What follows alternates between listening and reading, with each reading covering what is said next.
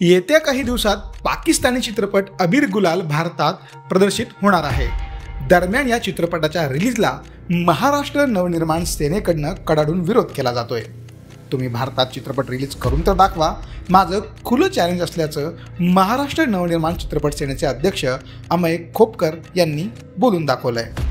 मुंबईत आयोजित पत्रकार परिषदेत ते बोलत होते। 2016ला ए दिल है मुश्किलच्या वेळेस वाद झाला होता। हा वाद मुख्यमंत्र्यांच्या दरबारी पोहोचला होता आणि त्यावेळी मदतीचा माघार घेतली होती। मुख्यमंत्र्यांच्या विनंतीला त्यांनी मान दिला होता। बरोबर। आता पुन्हा एकदा जर अशा पद्धतीने बिलकुल नाही ऐकणार, 100% नाही ऐकणार। इथे भारतावर एवढे हल्ले होत असताना तुम्हाला या पाकिस्तानी कलाकार आणि पाकिस्तानी चित्रपट कशाला पाहिजेत भारतामध्ये?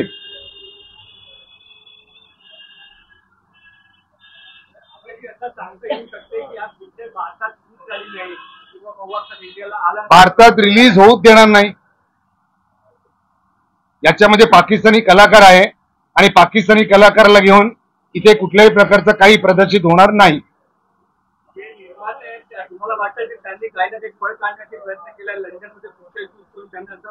नाही, भारताच्या बाहेर त्यांनी कुठे काय शूट करायचं तो त्यांचा प्रश्न आहे, इथे नाही रिलीज करायचा। अमेयाजी याच्यामध्ये एक लॉजिक असं आहे की गेल्या अनेक वर्षांपासून हा आपण वाद बघतो आहे। पाकिस्तानी कलावंत असतील, पाकिस्तानी खेळाडू असतील, या सगळ्यांना मनसे शिवसेना विरोध करते। तर त्यात असं आहे की पाकिस्तानी खेळाडूंना जेव्हा विरोध होतो त्यावेळेस त्यांचे जे सामने आहेत, नुकतंच चॅम्पियन्स ट्रॉफीचं उदाहरण आहे, त्यांचे सामने दुबईत झाले पण ते देशभर दाखवले जातात, ते भारतातही दाखवले जातात। त्यावेळेस मात्र कुठची भूमिका येत नाही। क्रिकेट रसिक ते सामने बघतात। आता हा जर सिनेमा लंडन मध्ये जर हा शूट झाला आहे आणि संपूर्ण जगात रिलीज होतो आहे, तर मग खेळाच्या बाबतीत एक नाही आणि चित्रपटाच्या माझा विषय मनोरंजन क्षेत्राशी निगडीत आहे आणि त्यामुळे आमची जी पहिली भूमिका होती, पहिल्यापासूनची भूमिका होती की पाकिस्तानी कलाकार आणि पाकिस्तानी चित्रपटांना विरोध, याच्यावर आम्ही ठाम आहोत। बघा, विषय असा आहे की आतापर्यंत भारताने नेहमी पाकिस्तान पुढे दोस्तीचा हात पुढे केलेला आहे आणि दरवेळेला पाकिस्तानकडनं आपल्यावर हल्ले होतात। ज्या वेळेला आपल्यावर हल्ले होतात त्यावेळेला हे पाकिस्तानी कलाकार थोबड बंद करून असतात, पण जगामध्ये इतर ठिकाणी जेव्हा हल्ला होतात तेव्हा हे बरोबर ट्विट करून निषेध व्यक्त करतात आणि हेच कलाकार जेव्हा पाकिस्तानमध्ये जातात तेव्हा भारताच्या विरोधामध्ये गरळ ओकतात, भारताच्या विरोधामध्ये बोलतात। आणि दुसरा विषय असा आहे की आपल्याला गरज काय पाकिस्तानी कलाकारांची? आपल्याकडे चांगली कला आहे, आपल्याकडे कलाकार आहेत, आपल्याला गरज नाही ना। पाकिस्ताननी जेव्हा हल्ले थांबेल आपल्यावर त्याच्यानंतर बघू आपण।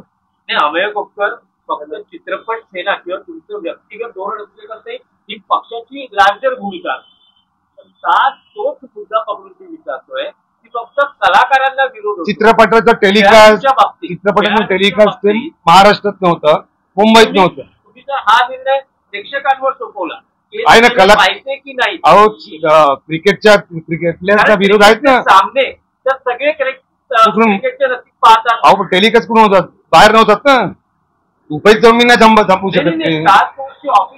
अहो, पण त्याचे सामने टेलिकास्ट कुठून होतात? इकडे नाही होत, नाही टेलिकास्ट इकडे नाही होत। टेलिकास्टचा मुद्दा नाहीये, प्रक्षेपण हे जगभर होतं। क्रिकेटपटूंना पाकिस्तान रिलेटेड क्रिकेटचे सामने पाहतात, नाही भारत पाकिस्तान मॅच पाहतात, 100% पाहतो। तीही बघितली नाही पाहिजे ना? समजा एक मिनिट,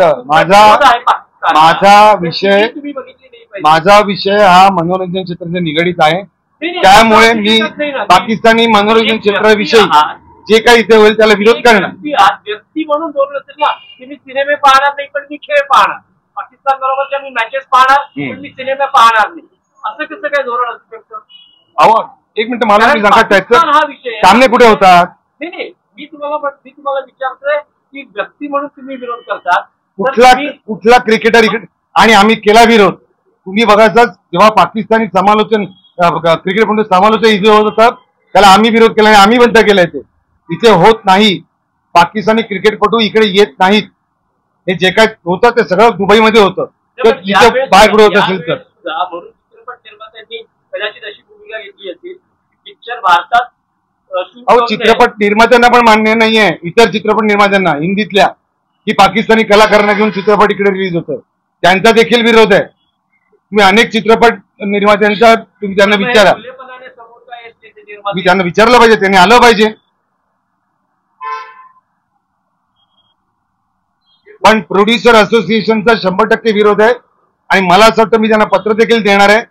त्यांनी हा चित्रपट रिलीज होऊ देऊ नये आणि जो कोण डिस्ट्रीब्यूट करेल, जे डिस्ट्रीब्युशन कंपनी जे असेल, त्यांना एकच सांगतो की तुम्ही जर का त्यांना त्यांचा चित्रपट डिस्ट्रीब्यूट करण्याचा प्रयत्न केलात तर तुम्हाला इतर देखील चित्रपट डिस्ट्रीब्यूट करून देणार नाही.